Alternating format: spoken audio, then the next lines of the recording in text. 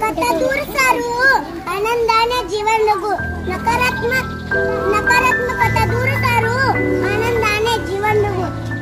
होळीच्या हार्दिक हार्दिक शुभेच्छा सवय न जाळू वाईट सवय न जाळू चांगल्याच्या विचाराने रंग उधळू होळीच्या सर्वांना खूप खूप शुभेच्छा आत्मविश्वास होळीच्या हार्दिक शुभेच्छा होळी आपण कशाने करतोय कचऱ्याची करतोय